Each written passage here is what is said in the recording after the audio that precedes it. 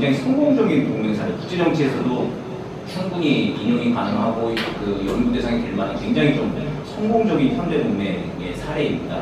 아주 잘 되어 있는 동맹이고 이제 시스템으로 가는 거죠. 워싱턴 선언이 워낙 이제 언론의 주목을 받고 핵공유 때문에 뭐 옥신각신 하고 있긴 하지만 이제는 그 대통령이 누가 된다 하더라도 한미 동맹은 이 시스템에 따라가지고 이제 갈 수밖에 없는 상황이 되었다라고 하는 것을 다시 한번 확인하는 선언이 나왔습니다.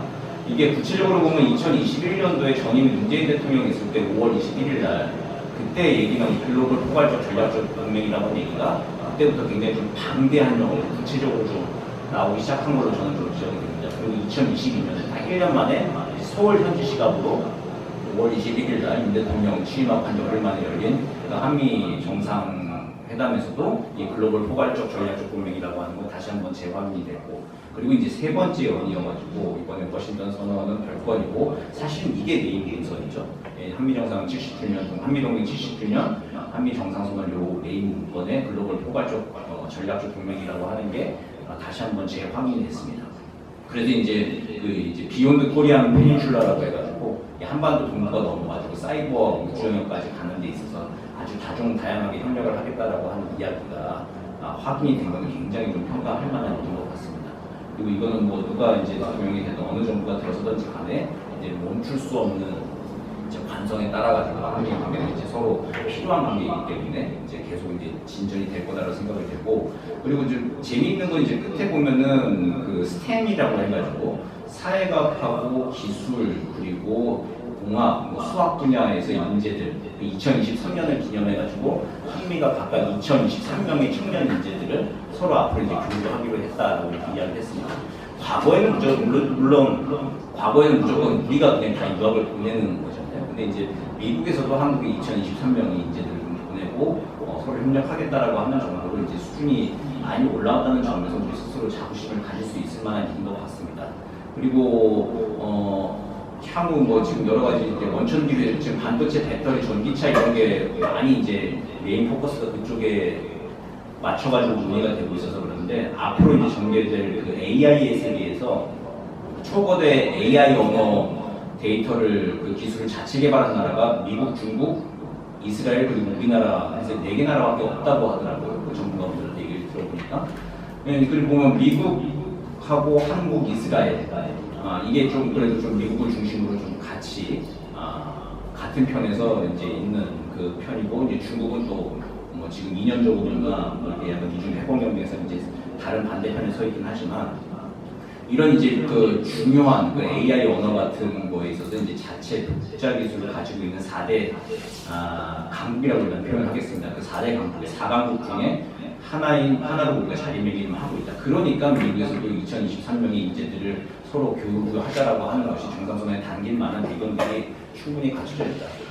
그러니까 우리가 가지고 있는 이런 그 뒷배경과 성과에 대해서는 굉장히 좀 자부심을 가질만 하다라고 이제 평가를 좀 해볼 수 있을 것 같습니다. 그런데 이제 여전히 이제 안보 분야에 있어서 정치 군사 이게 다른 사이버 우주 뭐 기술 뭐 이런 분야에서는 이게 수평적이고 호혜적인 관계로 한미 동맹이 발전을 잘 해가고 있는데 여전히 군사적인 측면에서는 한미 동맹이 수직적인 동맹일 수밖에 없는 구조적인 한계는 계속 발견이 됩니다.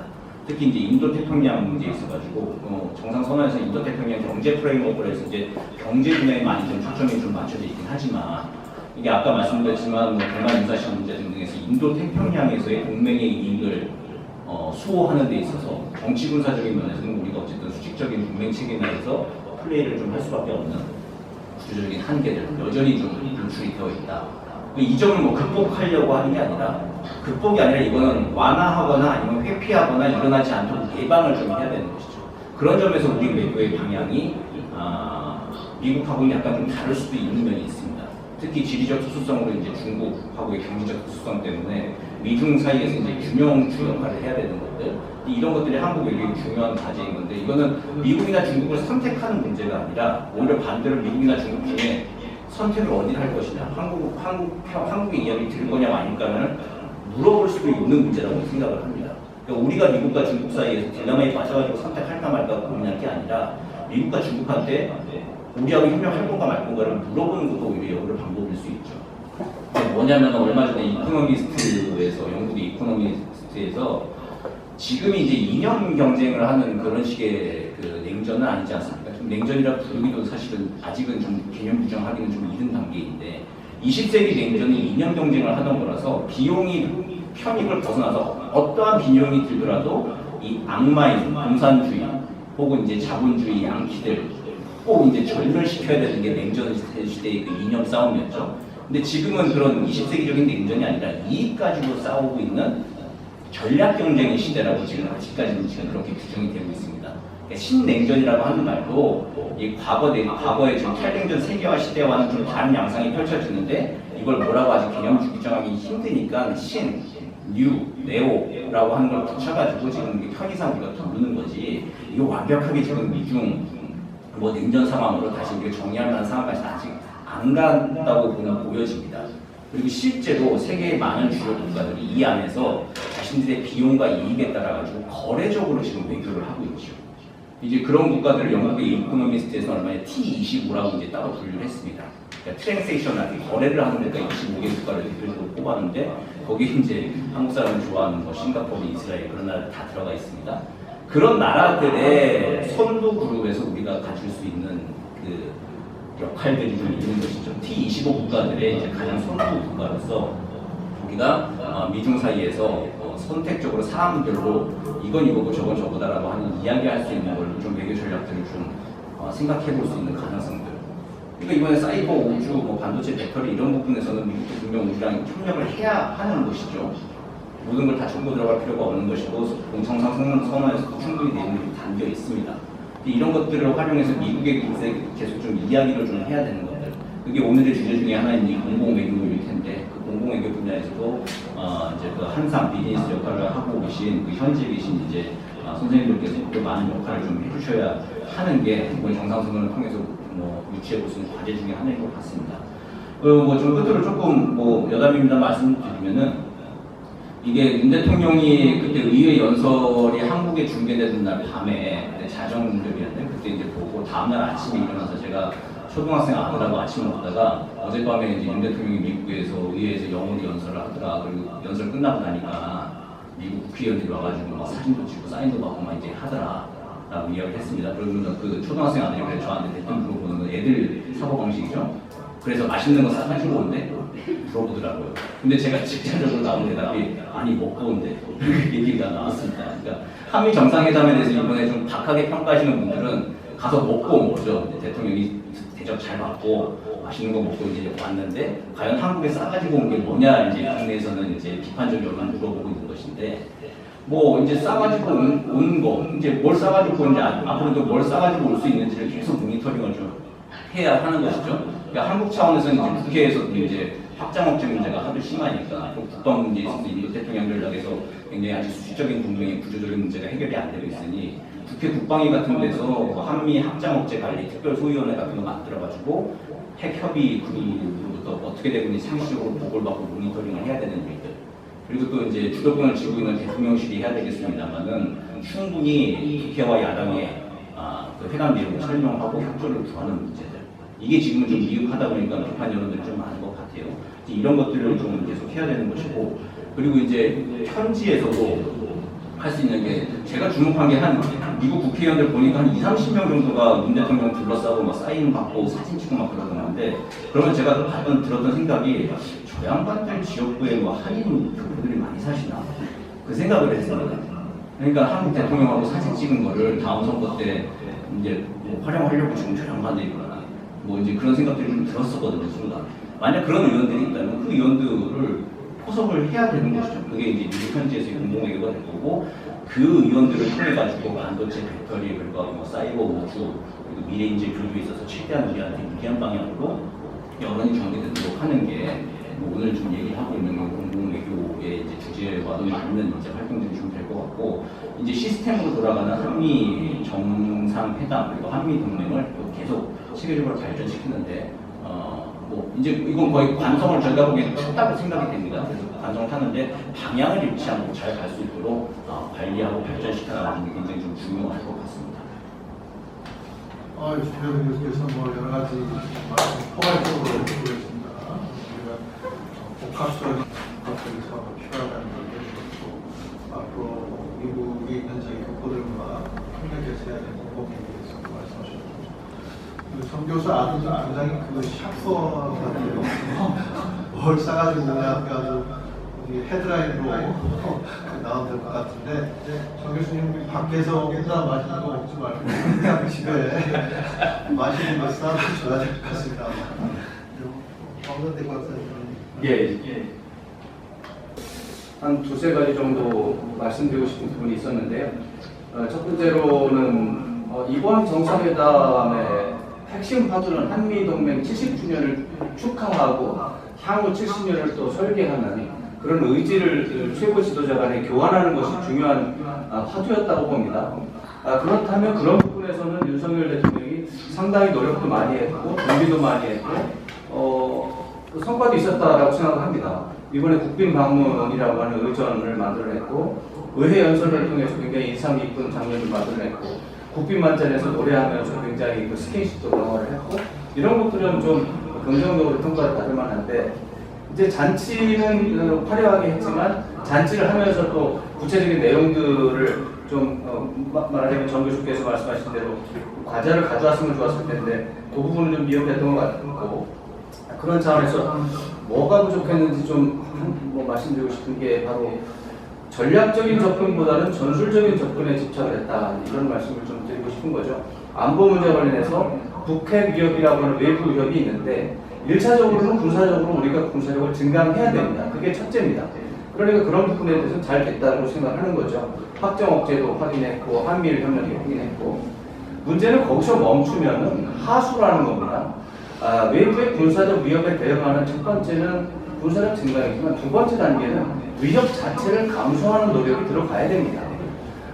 위협이 북한의 위협이기 때문에 북한이 우리에게 위협을 가하는 이유, 배경 이런 것들을 찾아내서 대화와 협상 아니면 외교적인 노력을 통해서 북한의 위협 자체를 감소시키는 노력도 동시에 병행을 해줘야만 이것이 안심을 할 수 있는 최고의 고수의 방법인데 이번에는 한미일 삼국협력에 집중을 했고 북한 또는 북한과의 협력 관계에 있는 중국, 러시아의 관계 속에서 오히려 위협을 키우는 요소가 있지 않느냐라고 하는 불안감이 있다는 거죠.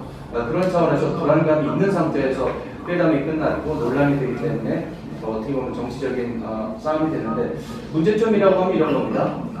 이번에 한미일 삼국협력을 강화하고 확장 억제를 강화하면 북한 입장에서는 자기네들의 핵 보유를 기정사실화하는 논리로 활용할 수가 있습니다.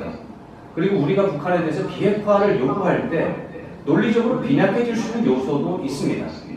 예를 들어서 남북 비핵화 공동선언이라고 하는 지침에 의해서 우리가 북한에 대해서 우리가 비핵화했으니까 너도 비핵화 차례다라고 주장을 해왔는데 전략핵 잠수함, 핵무기가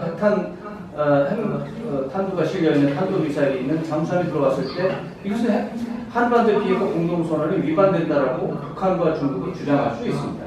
이런 부분들에 대해서 좀 문제점이 있고 또 핵 잠수함이 한반도권에 전개했을 때 중국의 입장에서 본다면 미중 간의 군사적인 균형이 깨졌다고 주장할 수 있습니다. 미국의 잠수함이 어디를 다니는지 사실 그동안 몰랐기 때문에 분명히 한반도 해역이 왔을 거라고 생각하지만 그것을 명시적이고 공식적으로 주장을 했을 때 미중 관계 속에서 중국이 반발할 수 있고 그것이 한중 관계를 악화시킬 수 있고 지금 한중 간에 논의되고 있는 시진핑 주석의 한국 방문 논의를 지연시키거나 취소시킬 수 있습니다. 이렇게 되는 것은 우리에게 매우 좋지 않은 결과를 가져올 수 있고 이러한 것들은 대한민국이 미국과 더불어서 일본과 더불어서 해양국가라는 특성도 있지만 동시에 중국이나 러시아와 더불어서 대륙국가의 특성도 동시에 갖고 있다라고 하는 지정학적 특성을 반영하지 않고 오직 해양국가에만 집중하는 균형이 깨진 불균형적인 대응이다라고 하는 비판을 받을 수 있고요.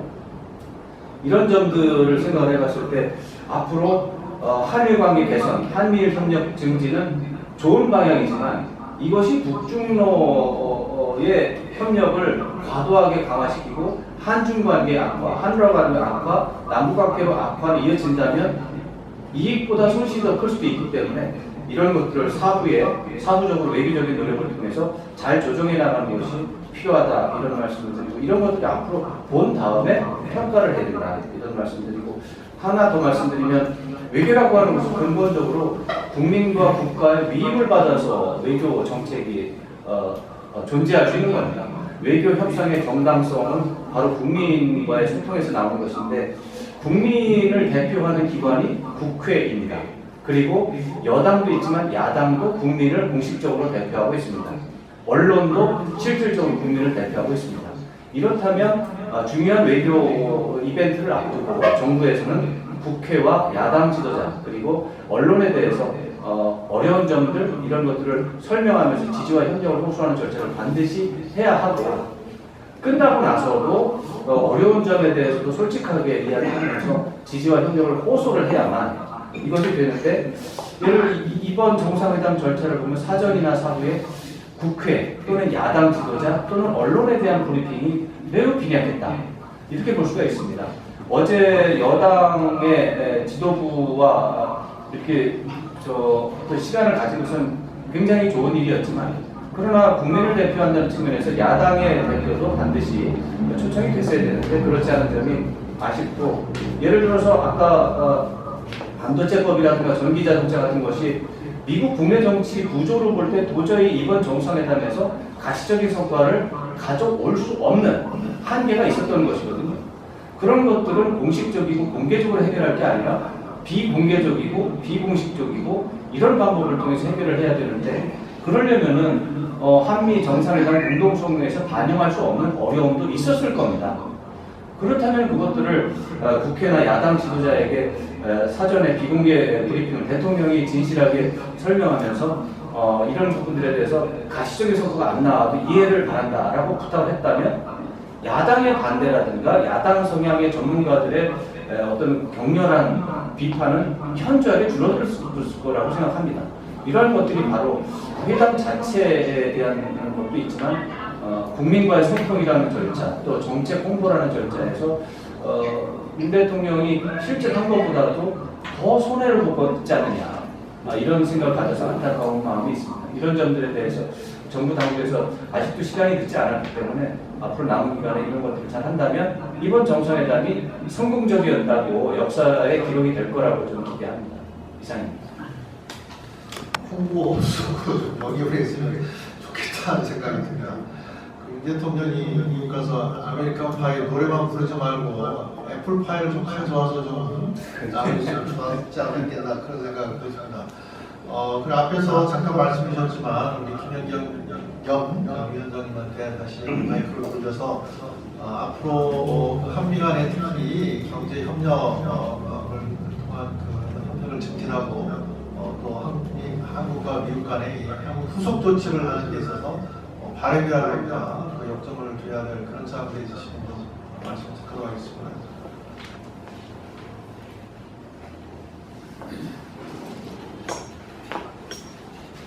예, 김민경 위원장님, 예. 저 화면장 켜주시고요. 저 어리시네. 예, 말씀하세요. 지금 호텔에 있어갖고 이게 좀 와이파이가 리cep션이 잘 안 좋아요. 그래서 지금 화면을 끄고 얘기하는데. 네.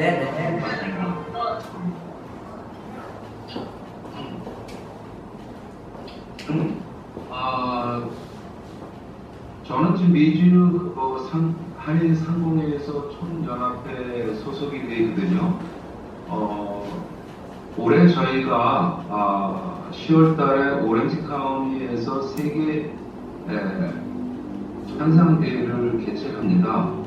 바로 그 한상대회를 개최하는 목적이 20년 만에 처음으로 그 외국에서 열리는데 미국에서 열리게 됩니다. 이 한상대의 목적은 중소기업이 해외에 진출하는 데 있어서 도움을 주는 데 있거든요. 그래서 저희 조직위원회에서는 지난 한 1년간 동안에 노력한 결과 한국의 중소기업들이 지금 한 350개 정도 지금 참여한다고 확정을 받았습니다. 그래서 경기도하고 충청북도만 제외하고 서울시를 비롯해서 부산 여러 도가 지금 다 참석하는 걸로 되어 있고 특히 중기부 중소기업 중앙회 협조 아래 이 행사를 준비하고 있습니다. 저 조금 전에 혹시 말씀드린 바와 같이 여러 가지 그 미국에 진출할 수 있는 그 법이 강화돼도 기회는 있거든요. 그래서 저희가 이런 기회를 통해서 중소기업들이 미국에 진출할수록 최대한 그 도움을 드리려고 합니다. 여기 계신 그 한상 세계 여러 개 계신 분들이 같이 참여해서 이번 기회에 대한민국의 위상을 높일 수 있는 기회가 되고요. 한국 중소기업들 우수한 제품들이 미국뿐만 아니고 전 세계로 뻗어나갈 수 있는 그런 행사가 되라고 저희 준비를 지금 하고 있거든요. 그래서 저희가 지금 이번 주에도 워싱턴주에 지금 머무는 이유도 미 상무부에서 셀렉트 USA라는 그 엑스포 행사가 있습니다. 그 행사에는 각 주에서 투자 유치를 하기 위해서 주지사, 경제개발국장이 직접 나와서 홍보를 하고 회사를 갖다가 유치하기 위해서, 기업을 유치하기 위해서 그런 행사입니다. 저는 그런 주지사나 경제개발국장을 만나면서 이번 대회에 참석하셔서 한국 기업들이 미국에 진출할 수 있는 데 도움을 주십사 이런 부탁을 지금 많이 하고 있어요. 그래서 여러 가지 지금 그 자국 우선의 법이 선행되고 있는 그런 상황에서 이번 기회를 위기도 기회를 삼을 수 있으니까는 10월 행사에서 세계 여러 곳에 계신 한상 여러분들이 오셔갖고 이번 대회를 좀 빛내줬으면 좋겠다는 생각이 듭니다. 이상입니다. 김동준 이사님 계시지만 세계 환상대학교에 역할을 하지 않을까 또 그런 생각이 듭니다. 저희 시간이 거의 다 되겠지만 지금 현장에 몇 명이 나와 계시고 또 화상으로 연결되고 있기 때문에 간략한 코멘트나 혹시 질문 있으면 제가 같이 의견을 나눌 수 있는 기회를 갖도록 하겠습니다. 우리 한반 그래서 대한민국이 아시아 수많은 나라 중에서 가장 중요한 아시아 전체가 위험에 빠지며 역사의 퇴거를 만들 수 있다는 그런 양국 간의 또 양국 국민 간의 공감을 이끌어내는 매우 중요한 만남이었고 그 시간이었다고 생각합니다. 특히 현장에서 느낀 그 공감은 미국인들과 미국의 정치인들과 경제인 모두가 우리 대한민국과 또 우리 대한민국의 기업, 지금의 역할, 문화, 모든 예술 분야 중에서 지금 이 시대에서도 21세기 조업에서도 가장 중요한 역할을 하는 국가이며 민족이라는 것에 대한 거듭된 확인이었다고 생각합니다. 이를 대한민국 대통령께서 미국에 와서 미국 전체 정치, 경제, 사회, 문화 모든 영역에 자신 있게 대한민국의 현재 정체성을 선언했고 또 우리 함께하는 우리 민족, 특히 미주 쪽에 있는 한인사회에서는 여기에 대해서 공감하며 크게 환영한 그리고 이번 계기를 통해서 미주 사회뿐만 아니라 우리 본국과 해외 분권 사회 모두가 매우 자랑스럽고 자부심을 갖는 그런 더 좋은 그런 외교적 성과라고 이렇게 확신할 수 있습니다. 오늘 이런 좋은 뵙기시고 만들어주셔서 대단히 감사합니다. 고맙습니다. 한글 배웠습니다. 큰 도움이 됐습니다. 우리 자장 박동철 박사님이나 오늘 교수학교 교수님, 망선태 우리 박사님 지금 선택을 잘해서 잘해주셨다고 생각이 듭니다. 정기진 교수님 정말 감사합니다. 앞서도 말씀드렸지만 의견하는 것이 한판 승부로 끝나는 게 아니고 공식 발표문이라든가 선언이라는 것은 사실은 시간을 두고 그 상대가 어떤 조치를 해오고 후속 조치가 어떻게 이루어지는가 하는 것에 따라서 장기적인 평가가 이루어질 수밖에 없지 않겠느냐 하는 생각을 합니다. 그런 의미에서 제가 볼 때에도 학자가 억제와 관련해서 당장 우리 북한의 위협에 대응하는 한미의 그 강화가 가고 있는 점은 확실히 있는 것 같습니다. 그러나 또 그 외에도 우리가 챙겨야 할 많은 경제 부분이나 이런 것들이 아직 숙제로 남아 있는데 내일부터 아마 기시다 총리가 또 한국에 와서 한일 정상회담 예상되고 또 이어서 한일 정상회담이 예정된 것을 볼 때 좀 긍정적인 것들이 오지 않겠는가 하는 기대를 좀 개인적으로는 가지고 있습니다. 저희 너무 지나치게 극찬도 문제이지만 우평도 문제인데 이런 우평을 하는 사람들에게도 정부가 좀 아까 우리 왕선택 박사께서 말씀하셨는데 개인의 대통령 개인의 외교, 사적 외교가 아니라 어디까지나 국민과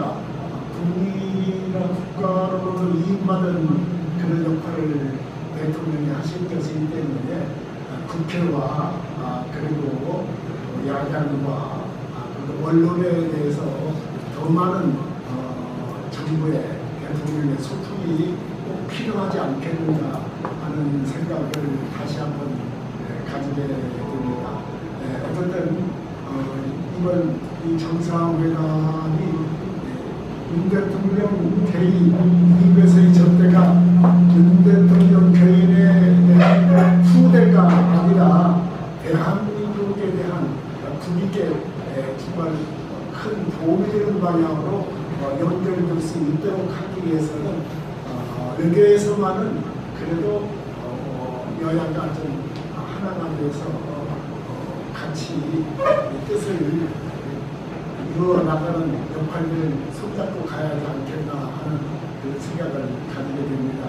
오늘 정말 세 분 좋은 탁월하신 그런 판단력과 많은 정보로 좋은 시간을 주셔서 감사드리고 또 특히 해외에 계신 여러 우리 동포 지도자들 참 불편한 시간인데도 불구하고 이렇게 많이 참석해 주시고 모처럼 이렇게 줌으로만 얼굴을 뵙게 돼서 정말 반갑게 그리웠습니다. 금년 10월 달에 오레지 카운티에서 열리게 되는 처음으로 정부가 하는 해외 한산회의에서 여러분 직접 이렇게 만나서 많은 대화를 가질 수 있길 기대하고 있겠습니다. 그때 다시 뵙도록 하겠습니다. 감사합니다.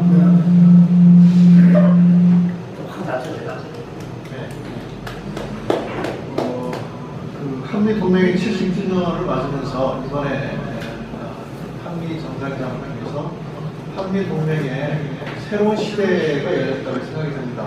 구체적인 내용에 대해서는 잠깐 엇갈리고 있습니다만 한 가지 분명한 것은 한미 동맹이 그동안 진화하고 발전해왔다. 그리고 가장 주목할 것은 우리가 70년 전에 일방적인 그 후원 수혜 관계, 패트론 클라이언트 관계라고 얘기하죠.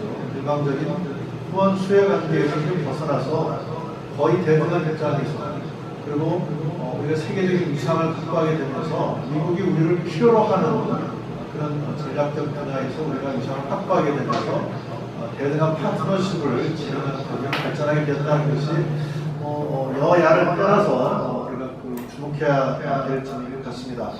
그래서 한미 동맹이 안고 있는 그 확장 억제의 문제, 여러 가지 경제, 과학, 기술, 우주, 교육, 협력 얘기까지 많은 어젠다들을 포함하고 있어서 앞으로 이제 과제들에 대해서 저희가 좀 더 관찰을 하고 또 방안을 마련해야 될 것 같습니다. 그와 함께 저희가 모임에서도 제기됐지만 지금 북한도 가만히 있지는 않을 것 같은데 북한은 어떻게 관리해 나갈 것인지 그 화가 난 것으로 지금 얘기해주는 중국, 러시아를 어떻게 우리가 달려야 될지 이런 것도 앞으로의 과제라고 할 수 있겠고 특히 공공외교를 확장하는 문제, 또 국내적인 그런 통일 문제도 앞으로 저희가 좀 주의를 기울여야 될 것 같습니다. 그래서 이런 향후 그 논의 과정에 대해서 저희가 면밀하게 보면서 계속 논의하는 자리를 마련하는 것이 필요하다고 생각합니다.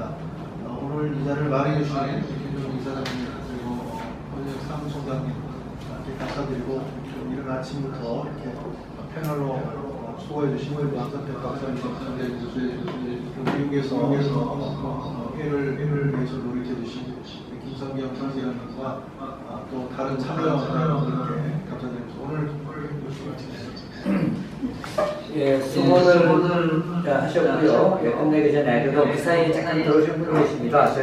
광저의 이영경 회장님, 이정료, 오렌지 샌디에고의 평통위원님, 감사드리고 설규정, 중국 부의장님 감사드리고 처음 시작부터 처음까지 우리 정성덕 샌프란시스코 지회장님, 그다음 우리 김정배 회장님 작년에 한상대 하시다 고생 많으셨는데 이번에 또 처음으로 미주에서 열리는 그 한상대회에 좀 많은 조언과 부탁드리고 또 우리 가장 열심히 하고 계신 우리 김현경 기업유치위원장님이십니다. 그래서 여러 가지 부스라든지 한국에서 좀 많이 필요하신 분들은 우리 김현경 위원장님께 언제든지 연락을 좀 주시고요.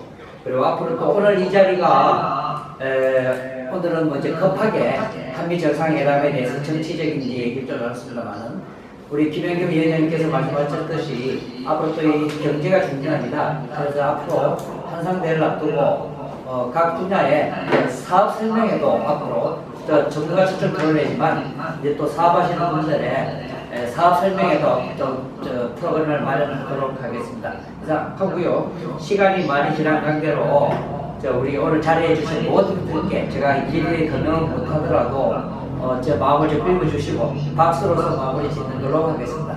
반갑습니다.